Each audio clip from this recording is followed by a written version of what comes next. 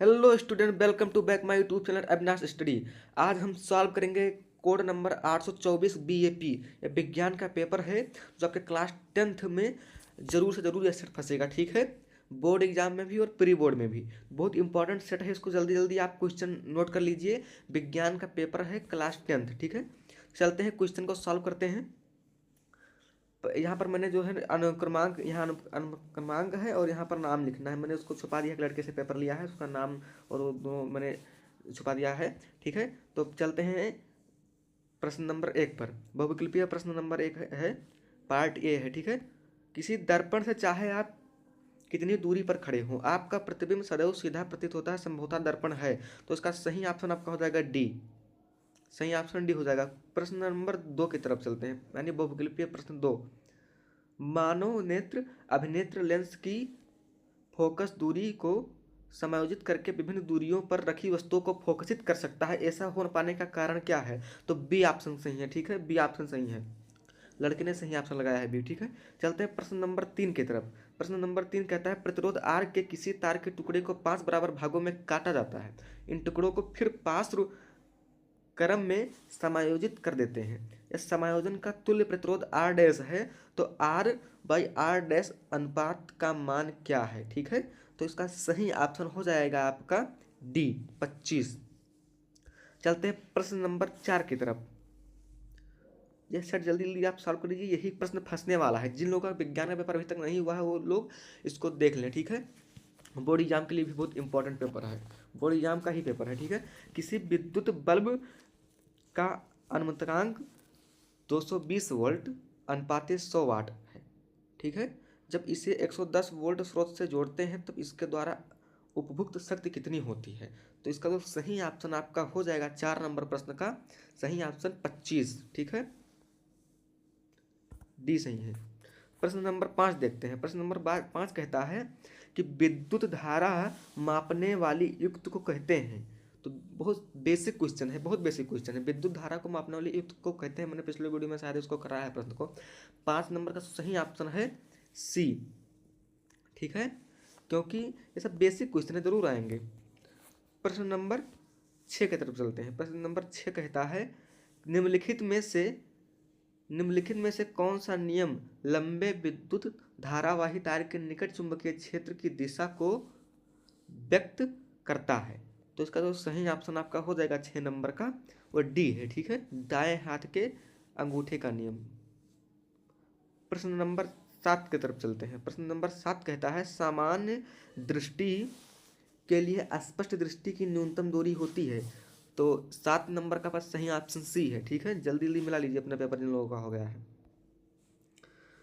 प्रश्न नंबर 8 की तरफ चलते हैं, उपभाग 2। ठीक, केमिस्ट्री है ये। शुद्ध जल का पीएच मूल्य है, पीएच मूल्य कितना है? 7। ठीक, मान्य मूल्य। प्रश्न नंबर 9 की तरफ चलते हैं। प्रश्न नंबर 9 में एक अभिक्रिया दी हुई है। निम्नलिखित रासायनिक अभिक्रिया किस प्रकार की है पूछ रहा है। ठीक है, और ये आपकी अभिक्रिया दी हुई है। तो ये आपकी जो अभिक्रिया है 9 नंबर में, यह सही ऑप्शन सी है, अवक्षेपण अभिक्रिया है। ठीक है, प्रश्न नंबर 10 की तरफ चलते हैं। प्रश्न नंबर 10 में है प्रयोगशाला में सर्वप्रथम किस कार्बनिक यौगिक का निर्माण हुआ था? तो सही ऑप्शन आपका हो जाएगा 10 नंबर में ए, यूरिया। आप लोग भी आंसर दीजिए कमेंट में। 11 नंबर प्रश्न देखते हैं।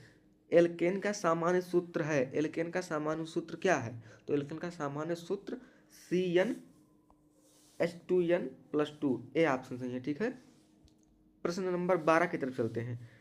प्रश्न नंबर 12 कहता है सिनाबार का रासायनिक सूत्र है। सिनाबार का रासायनिक सूत्र आपका क्या है? HGS। ठीक, यह ऑप्शन सही है। प्रश्न नंबर 13 कार्बन परमाणु की संयोजकता होती है, कार्बन परमाणु की संयोजकता कितनी होती है? तो आपका जो है बी ऑप्शन सही है, 4 होती है। ठीक है, प्रश्न नंबर 14 की तरफ चलते हैं। सूचनाओं के चालन के लिए विशिष्टीकृत ऊतक पाए जाते हैं, यह बायोलॉजी का प्रश्न है। ठीक है, तो 14 नंबर में आपका सही ऑप्शन बी है, जंतु में। प्रश्न नंबर 15 कहता है पुष्प के निम्न में से किस भाग में जनन कोशिकाएं होती हैं? तो इसका जो आपका सही ऑप्शन है वह सी है, पुंकेसर में। प्रश्न नंबर 16। प्रश्न नंबर 16 कहता है निम्न में से कौन सा हार्मोन हमारे शरीर में कार्बोहाइड्रेट, प्रोटीन एवं वसा के उप उपापचय का नियंत्रण करता है? उपापचय का नियंत्रण करता है, ठीक है। तो 16 में आपका सही ऑप्शन हो जाएगा सी, थायरॉक्सिन, ठीक है। प्रश्न नंबर 17 की तरफ चलते हैं। शुक्राणु का निर्माण होता है, शुक्राणु का निर्माण होता है किसमें? शुक्राणु का निर्माण होता है, ठीक है। तो प्रश्न नंबर इसमें 17 में डी सही है, वृषण में। प्रश्न नंबर 18 की तरफ चलते हैं। महिलाएं एक्स गुणसूत्र प्राप्त करती हैं, तो महिलाएं एक्स गुणसूत्र किससे प्राप्त करती हैं? तो 18 नंबर का सही ऑप्शन आपका सी है, ठीक है। ये और भी दोनों से, अपनी माता से, अपने पिता से, ठीक है। प्रश्न नंबर 19। निम्न में से कौन सा उत्पादक है? जीवाणु, हरे पौधे, कवक और डी क्या है? इनमें से सभी। तो इसका जो सही ऑप्शन आपका हो जाएगा 19 नंबर का, इसमें सही ऑप्शन आपका है बी, ठीक है, हरे पौधे। प्रश्न नंबर 20 की तरफ चलते हैं। प्रश्न नंबर 20 कहता है वृद्धि का संदमन करने वाला पादप हार्मोन। तो 20 नंबर का जो सही ऑप्शन आपका ए है, ठीक है, ठीक है। तो ये आपका बहुविकल्पीय प्रश्न कंप्लीट हो गया। अगर आप चाहेंगे और कहेंगे तो मैं इसका फुल सोल्यूशन बढ़िया लिखकर आपको समझा दूंगा, ठीक है। इसको मैं जल्दी जल्दी बता दिया हूँ, आप नोट कर लीजिए। अगर कहेंगे तो आप पूरा इसका सोल्यूशन करके समझा दूंगा, ठीक है। तो मिलते हैं नेक्स्ट वीडियो में। कमेंट में जरूर बताइएगा अगर फुल सोल्यूशन चाहिए और नेक्स्ट पेपर कोई और चाहिए तो जल्दी जल्दी बता दीजिएगा, ठीक है, कमेंट में। तो मिलते हैं नेक्स्ट वीडियो में।